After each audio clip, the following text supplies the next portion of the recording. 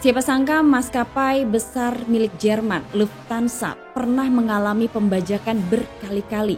Salah satunya merupakan peristiwa yang paling menyedihkan.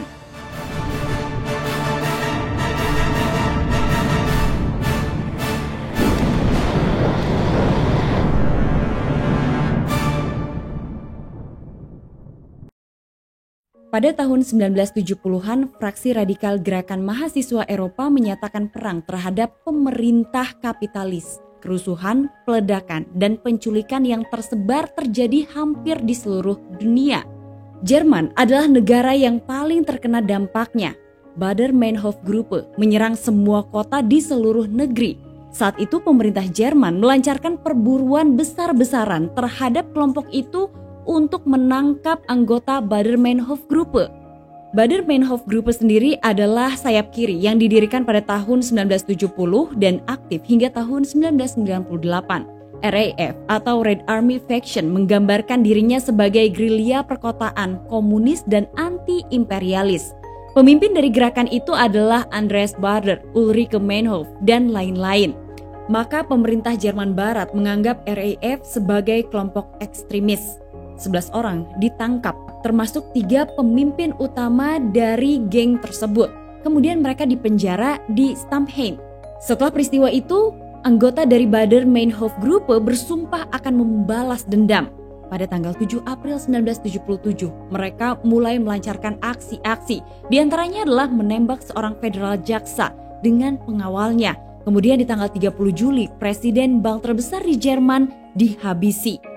Sementara itu pada tanggal 5 September, 5 anggota Baader-Meinhof-Gruppe siap melakukan penculikan terhadap Hans Martin Schleyer.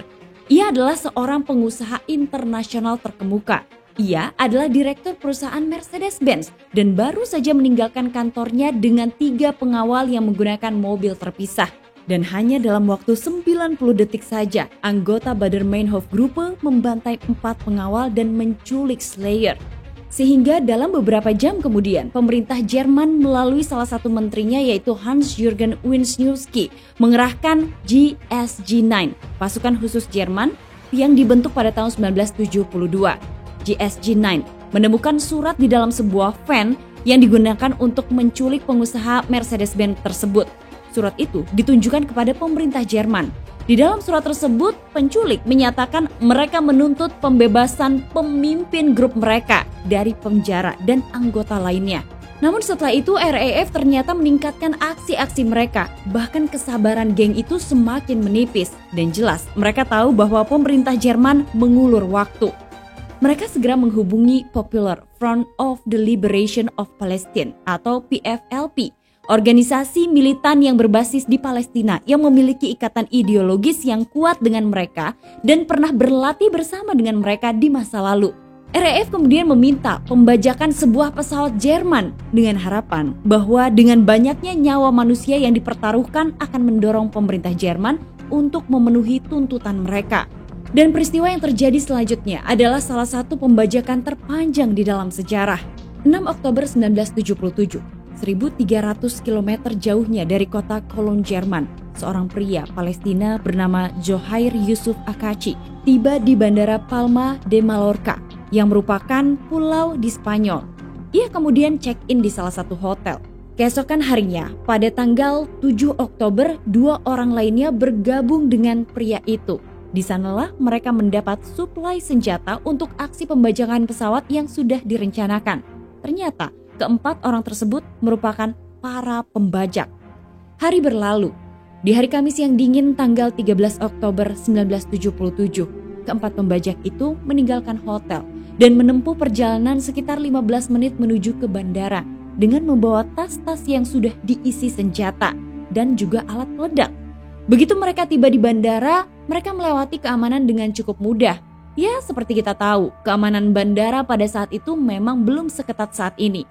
Selanjutnya, pada pukul 12.30 siang waktu setempat, pembajak naik ke dalam pesawat. Begitupun dengan 86 penumpang dan 5 kru. Mereka mulai naik ke penerbangan Lufthansa 181.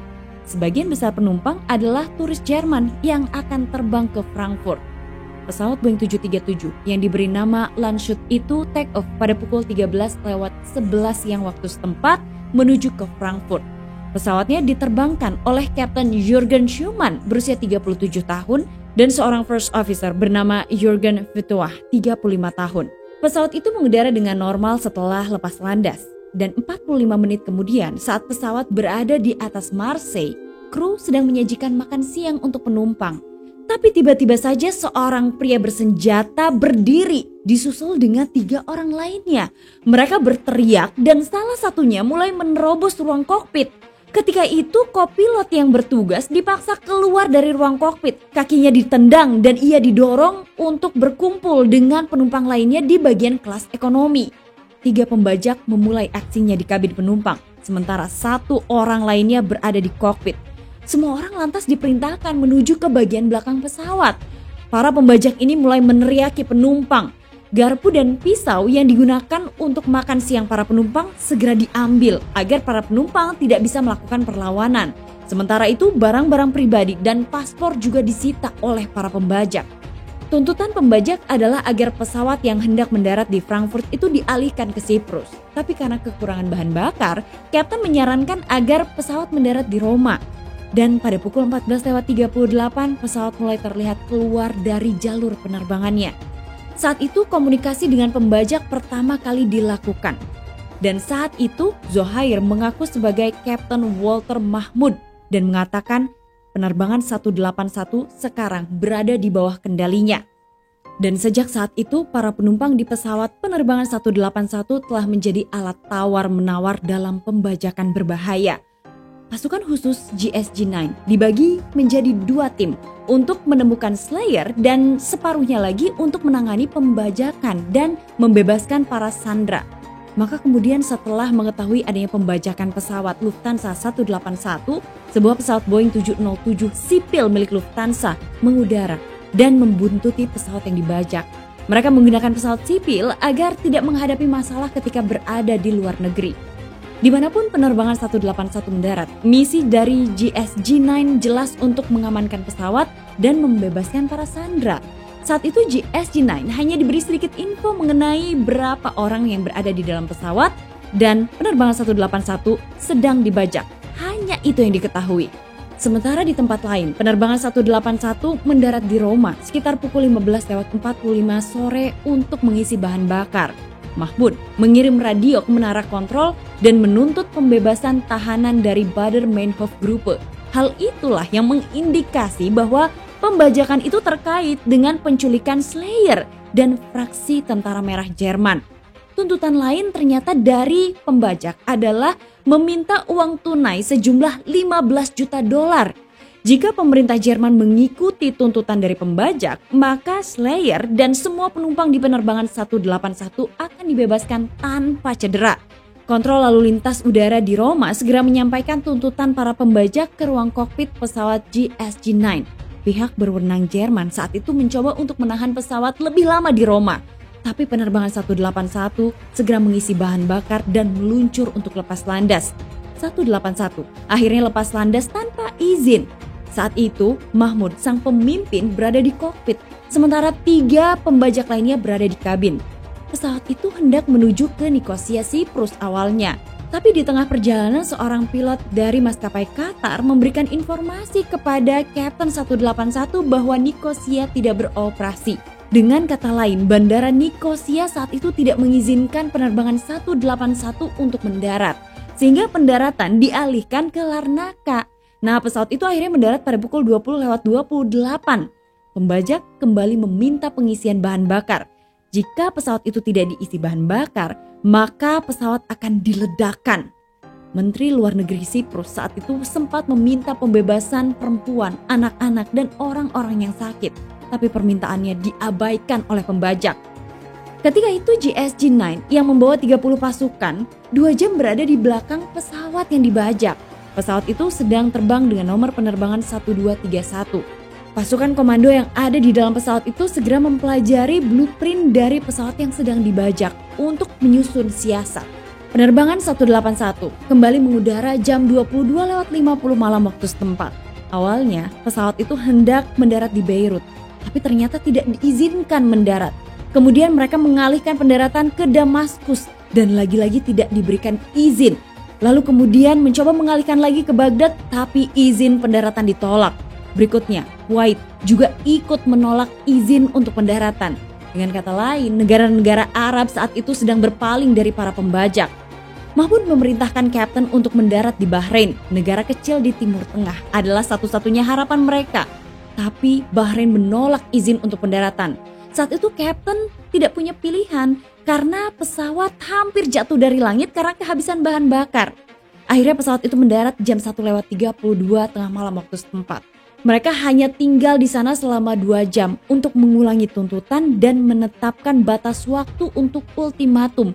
Mereka meminta tuntutan kepada pemerintah Jerman diselesaikan pada hari Minggu tanggal 16 Oktober tepatnya jam 9 pagi. Dengan kata lain, pemerintah Jerman memiliki waktu selama 2 hari untuk mengatur semuanya. GSG-9 saat itu segera mengirimkan radio kepada petugas menara kontrol di Bandara Bahrain agar pesawat Lufthansa 181 itu ditahan dulu sementara. Tapi ternyata Bahrain tidak ingin terlibat dalam insiden internasional. Mereka mengisi bahan bakar jet dan memerintahkan kapten untuk meninggalkan Bahrain. Setelah pesawat itu mengudara, kemudian jam 3:24 pagi waktu setempat seharusnya penerbangan 181 mulai mendarat di Dubai. Tapi ternyata mereka justru diminta untuk berada di holding pattern. Setelah berputar-putar, akhirnya jam 5:51 pagi waktu setempat, pesawat diperbolehkan untuk mendarat oleh otoritas bandara Dubai. Pada tanggal 14 Oktober, pembajakan telah berlangsung lebih dari 17 jam. Beberapa jam kemudian, GSG-9 diinformasikan oleh menara kontrol Dubai bahwa pesawat yang dibajak sudah mendarat di landasan pacu Dubai. Setelah hampir 2 hari, ternyata kondisi pesawat mulai tidak nyaman bagi para penumpang. Mereka terpaksa tetap di kursi sempit mereka dengan ancaman kekerasan jika mereka pindah kursi. Hanya ada sedikit makanan dan air yang tersisa di dalam penerbangan itu. Di sanalah para pembajak mulai mengajukan permintaan air dan lain sebagainya. Ketika itu, Hans Jürgen terbang ke Dubai membawa tambahan 31 pasukan GSG-9 dan juga membawa $4 juta tunai untuk negosiasi dengan pembajak. Mereka sedang terbang menggunakan Boeing 707 dan tiba di Dubai pada tanggal 14 Oktober jam 23:35 malam waktu setempat.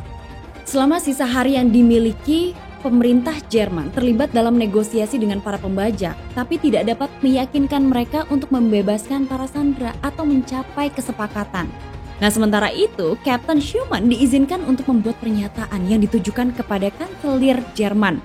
Pernyataan itu disampaikan melalui radio pada pukul 7:50 pagi, tanggal 15 Oktober, dengan kalimat nyawa 91 pria, wanita, dan anak-anak di dalam penerbangan ini bergantung kepada keputusan Anda. Anda adalah harapan terakhir dan harapan satu-satunya. Kembali ke penerbangan 181, Mahmud meninggalkan kokpit cukup lama, sehingga saat itu kapten bisa memberi bocoran kepada menara kontrol mengenai kondisi di dalam pesawat. Nah, pada saat itu kapten melaporkan jumlah pembajak ada 4 orang. Dari cerutu yang diminta oleh kapten kepada pihak menara kontrol. Nah, ternyata selidik punya selidik, 4 pembajak di dalam penerbangan itu terdiri dari 2 laki-laki dan 2 perempuan. Pihak pemerintah Jerman saat itu mencoba untuk membujuk Menteri Pertahanan Uni Emirat Arab, Mohammed bin Rashid, untuk mengizinkan operasi pengintaian di wilayahnya. Tapi pada saat itu WEA meminta syarat agar mereka bisa berpartisipasi dengan menyamar sebagai mekanik. Pada saat itulah orang-orang di Dubai mulai melakukan pengintaian terhadap pesawat yang dibajak. Kemudian saat itu otoritas bandara Dubai mulai mengirimkan makanan, air, obat-obatan, bahkan kue ulang tahun ke pesawat untuk merayakan ulang tahun dari salah satu pramugari. Nah, pada titik itu ketegangan agak mereda. Tapi tidak lama kemudian negosiasi antara pembajak dan Jerman berlanjut hingga batas waktu yang ditentukan, jam 9 pagi pada tanggal 16 Oktober hari Minggu tidak terjadi apa-apa. Nah, kemudian dikirimlah teknisi. Mereka adalah bagian dari rencana UEA untuk menyelidiki proses pembajakan pesawat.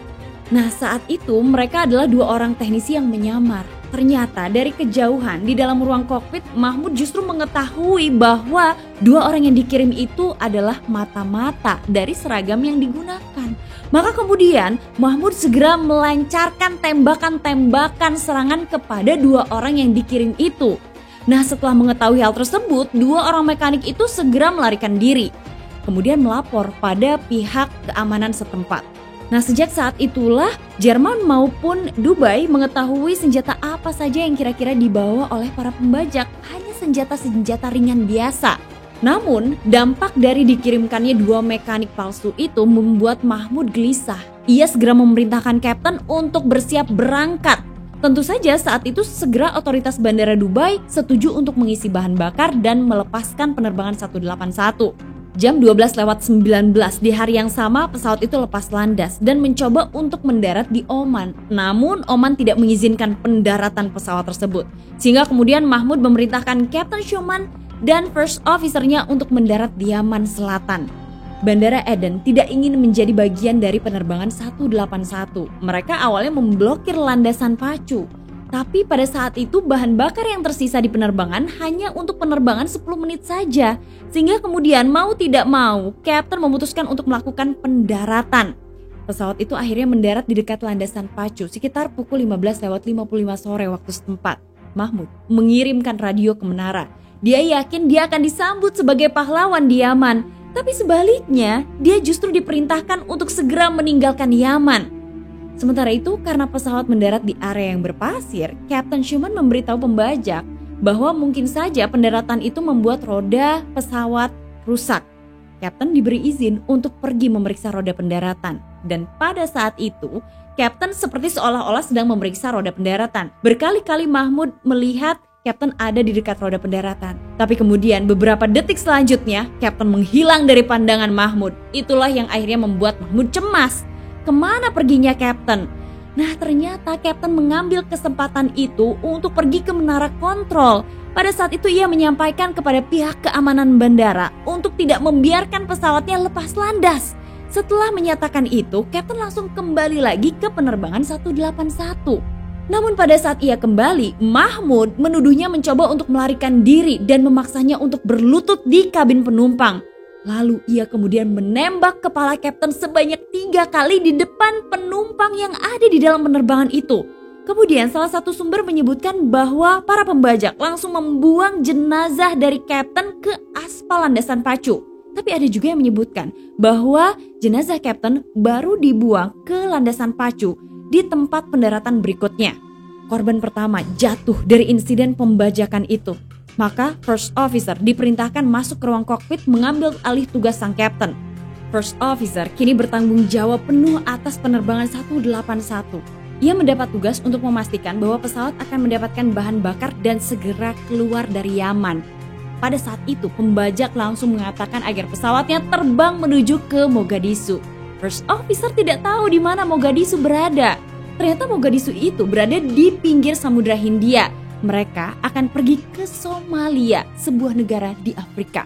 Pesawat kembali dipaksa lepas landas meninggalkan Yaman menuju ke Somalia pada pukul 2:02 malam waktu setempat.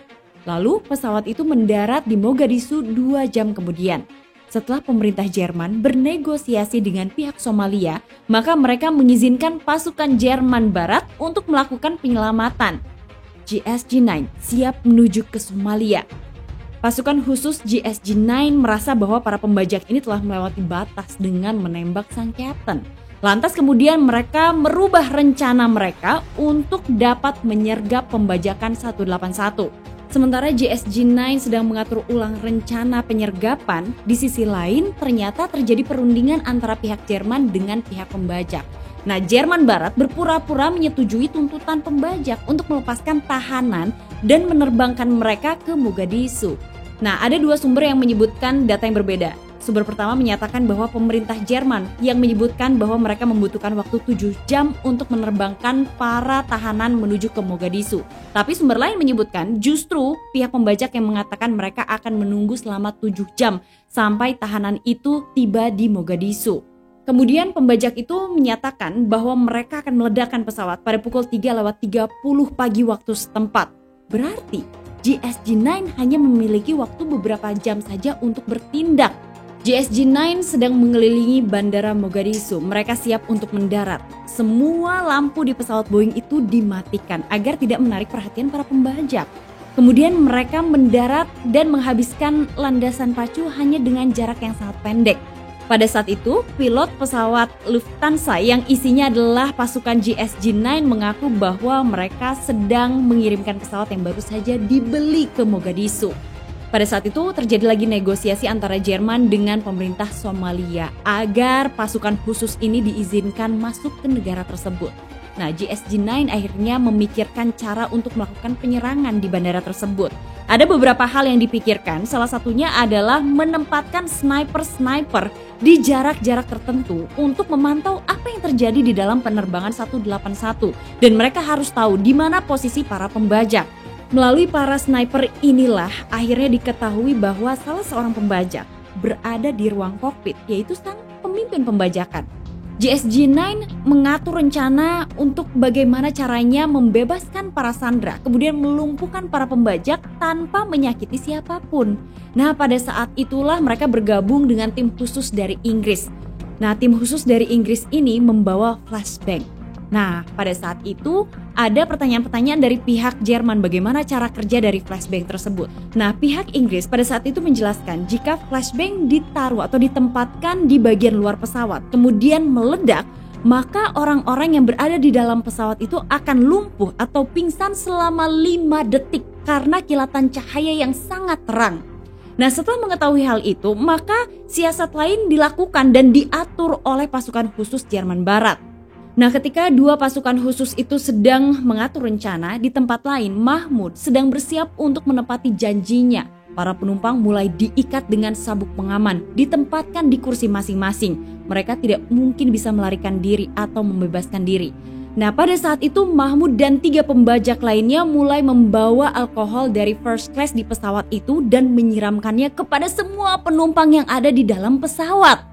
Kemudian mereka juga menempelkan bahan peledak plastik di partisi kelas ekonomi. Dan pada saat itu pembajak mulai mengancam akan membakar semua penumpang yang ada di dalam pesawat tersebut.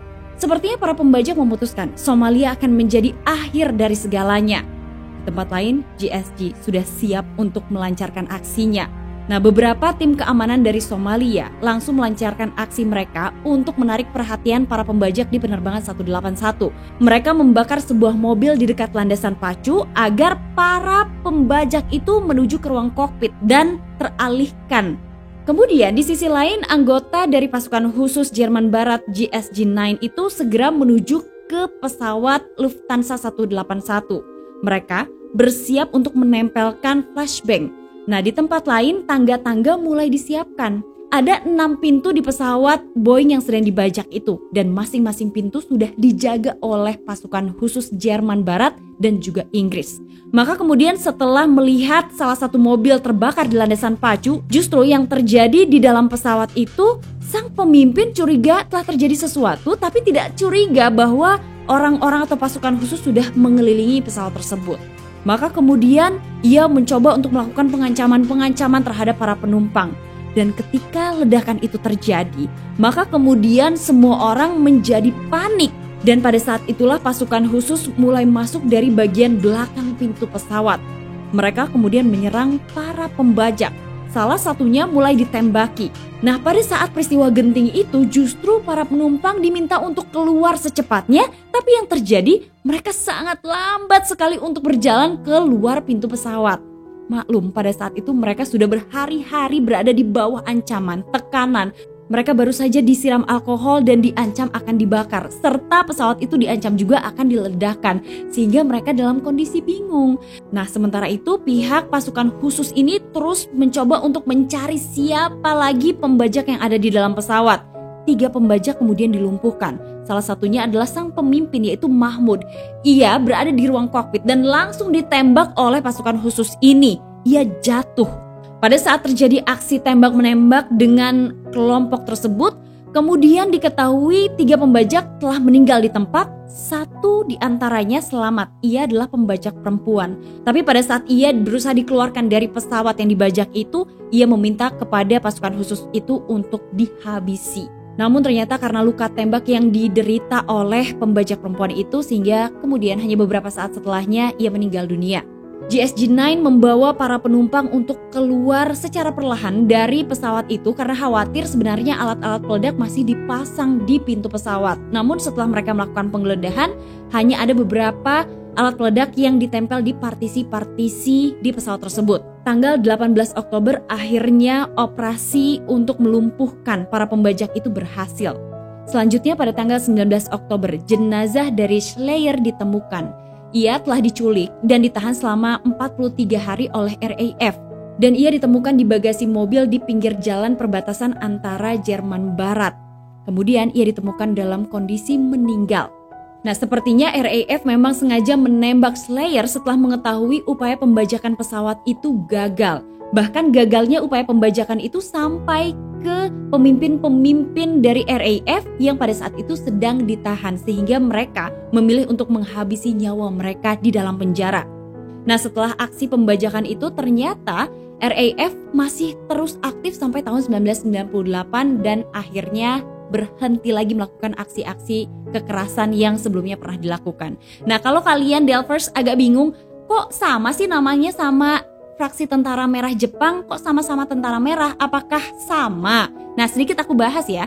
Fraksi Tentara Merah Jepang yang juga dikenal sebagai Tentara Pembebasan Rakyat Jepang atau GRA tidak sama dengan Tentara Merah Jerman. Meskipun keduanya merupakan organisasi militan yang muncul pada era pasca Perang Dunia Kedua, mereka berasal dari konteks dan sejarah yang berbeda. Tentara Merah Jepang atau GRA, Japan Red Army, berdiri pada tahun 1971. GRA adalah kelompok sayap kiri ekstremis di Jepang yang melakukan serangkaian aksi kejahatan termasuk pembajakan pesawat. Dalam upayanya untuk memicu revolusi sosial di Jepang, mereka secara aktif beroperasi hingga awal tahun 1980-an. Sementara Tentara Merah Jerman atau RAF, Red Army Faction, berasal dari kekecewaan terhadap kapitalisme pasca Perang Dunia Kedua dan gerakan anti-imperialisme. RAF didirikan pada tahun 1970, mereka melakukan serangkaian serangan terhadap target militer dan sipil di Jerman Barat hingga pemimpin mereka meninggal dunia pada tahun 1977. Kedua organisasi ini muncul di negara-negara yang berbeda dan memiliki ideologi serta tujuan yang berbeda pula, meskipun keduanya berasal dari latar belakang politik sayap kiri. Jadi meskipun mereka memiliki nama serupa yaitu Tentara Merah, mereka tidak ada hubungannya satu sama lain secara langsung. Nah, Delvers, akhirnya satu pembajakan lagi telah aku bahas yang berasal dari Jerman. Ini adalah salah satu request dari kalian. Nah, tapi ternyata pada saat aku riset, ini bukan pembajakan pertama yang dialami oleh Jerman. Sebelumnya juga pernah terjadi. Mungkin akan aku bahas di beberapa episode ke depan ya. Terima kasih kalian sudah nonton. Jangan lupa di subscribe. Jangan lupa juga kalian diskusi dong sama aku di kolom komentar bagaimana menurut kalian mengenai pembajakan ini. Sampai ketemu lagi. Assalamualaikum warahmatullahi wabarakatuh.